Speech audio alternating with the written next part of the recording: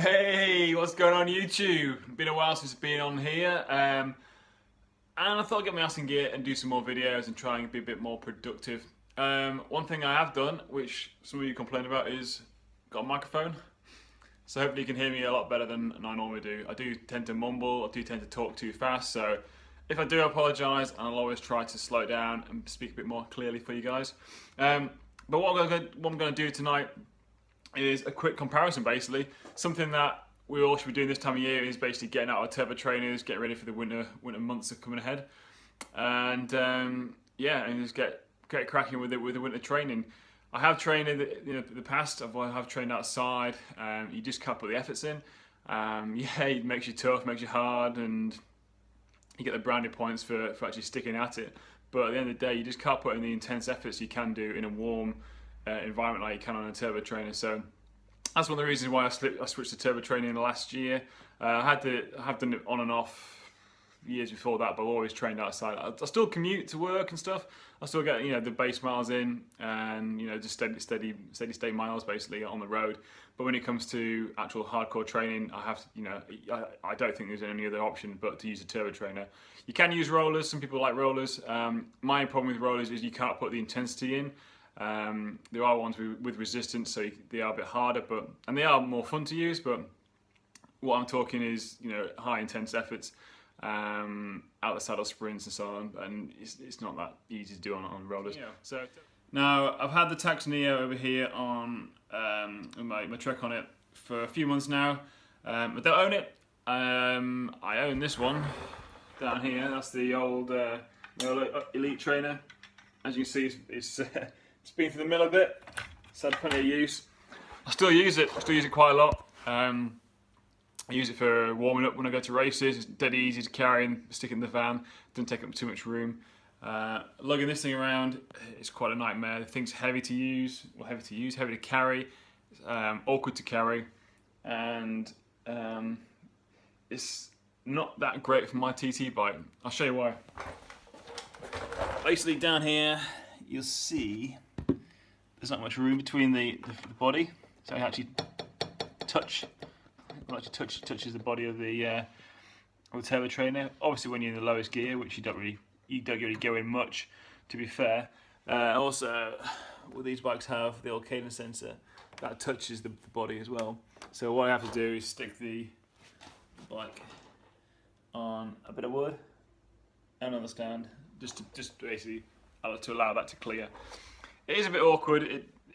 It's just a faff. But like I say, I don't own it. I am demoing it. I'm just trying it out. The turbo trainer itself is really good. It does give you that road, realistic feel. The thing with the Neo, it's the only one available at the moment that does give you the full Zwift experience. So if you're a gamer, if you're looking at competing on Zwift and you want that kind of real feel, the Neo every time. The power resistance in terms of accuracy is very good. And like I say, the feeling of riding over wood and rocks and cobbles and stuff, it's very very responsive as it sends the feedback from the trainer into your pedals, and you can actually sense. It actually feels like you're riding over the actual obstacle. Other trainers out there don't do that, but the one trainer that I have actually bought is a Wahoo Kickr. I've not actually ridden it yet. I've not even got it out of this box. So basically, what I'm going to do is take the Neo off, put the Wahoo on, and just see what it's like in comparison, see how it feels when I ride it, and just take it from there. So back in a bit.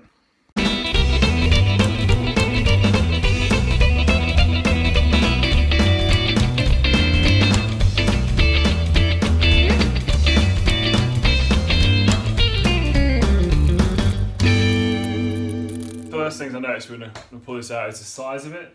It's so much smaller, a lot more compact than the Neo. Another great feature on this one, which is the new version of the Wahoo Kickr, is the carrying handle. Basically, it makes it a lot easier to pick up and move around. If I show you with the Neo is a lot bigger. It's really hard. There's nowhere to really grab hold of it apart from here, which is near the cassette. So you kind of pick it up away from the cassette, eventually handle slide down, get trapped in the cassette like mine has done many times, and you end up bleeding up before you do a race. But it's awkward. It can slide open up when you're carrying it. it's not designed to be carried, it's designed to be folded up and slid under a bed. But all turbo trainers are designed to be folded up and slid away, but equally you still need to move them. And I think the Neo is probably one of the worst ones for practicality terms. Okay, so going back to the Kickr, what I like about it is it's nice and simple design, great carrying handle. The adjuster here is really clever, so you don't have to use a wheel chock on the front to raise the wheel off the ground. You basically just adjust the height of the bike based on the wheel size. So currently I've adjusted it to 700C, which is also the same as a 26-inch mountain bike. You've got little adjusters here on the legs to just adjust for obviously side-to-side play. Like I said, I've not ridden this yet, but I have heard they're a lot more stable as well than the Neos when you're out the saddle sprinting. Another good feature, they come with cassettes. It's really frustrating, especially as someone who works in retail, when you're trying to sell like a £1,000 plus turbo trainer and you then have to sell a customer a cassette on top to go with it. But Wahoo chuck in a cassette. It's a basic SRAM cassette, nothing fancy, but you don't need anything fancy on a turbo trainer, so it's really good. And yeah, and just like I said, the construction alone is really good. Even comes with a skewer as well, which is good to see. I've got instruction which I'll go through in a bit, but it's pretty self-explanatory. Let's get my bike on this and see how it goes.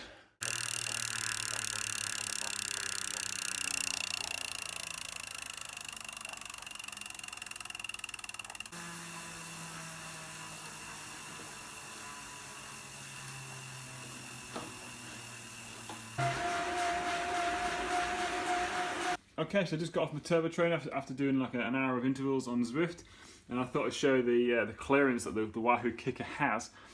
Straight away you can see there's loads of space here compared to the Neo. The Neo is really fills the chainstay area up, and if you've got Tacx like this one, I know the newer style ones are a bit more refined. This is the kind of the older style duo tap speed sensor they put in. I don't actually run one. If I did, I think I might have even more problems with the Neo. But yeah, plenty of clearance. In terms of the cassette issues I had with the Neo, tons of clearance. Look at that. Put my hands between there. Plenty of space between the cassette and the actual turbo trainer. If we go further down, and you can see the huge gap here. I'm in first gear. Big gap between the turbo trainer and the mech. So there's no way it's going to touch at all. So you're not going to damage your part components or even your frame. So all in all, I'm really impressed with the turbo trainer itself. Straight away you notice the sound, it's a lot more noisier, so if you have something silent, the Neo is your one. It's a lot more sturdier, a lot more solid, so when you put in the high intense efforts, really put on the bars, 1000 watt plus, the machine doesn't move, your bike stays stable, so you can really exaggerate the power with your legs and really puts the effort in. The downside to that, the Neo, being more realistic, does have that kind of side-to-side sway in it, which puts less force on the frame, so you're less likely to damage your frame. But from what I gather, I don't believe there has been a frame damage. I've never in my life, in my 14 years of working professionally in the bike industry, I've never seen a frame come through damaged as a result of a turbo trainer. Even though manufacturers don't warranty it, I've never seen it happen, so something to bear in mind. The only downside, like I say, is the noise, but I actually quite like it because when you put the effort in, the intensity, it gets louder and louder, so it kind of like encourages you to push on. The Neo is obviously nice and silent, so if you're living in like a attached house, or you've got people living down below you, or people in the family, etc., you want to keep it quiet, then the Neo is going to be a better option. But yeah, if you're really into your training and you want a good, the best training device you can get, then the Wahoo Kickr is definitely the one I'd go for over the Neo. However, you have to kind of like the all-round package, the simulation, the feel, the whole kind of gaming aspect of kind of Zwift and Tacx software that you can get, then the Neo is definitely the one to go for, because you obviously don't get that with this one. But all in all, I'm happy with what I've purchased. I was a bit nervous. At first I thought, well, would it be as good as the Neo? I was looking at the Elite as well, and also the Cyclops one. But review after review, the Kickr always comes up on top. And yeah, I paid full whack for this, no trade discount or anything. If you do want to get some discount, go get a BCF license. You can get 10% off Chain Reaction, and then you can get 10% off a Wahoo Kickr. And I picked this up for $8.99. So little deal there for you. In the meantime, yep. Hope you like the review. Any comments, criticism, write them down below, and I'll get a video out to you as soon as I can. Peace.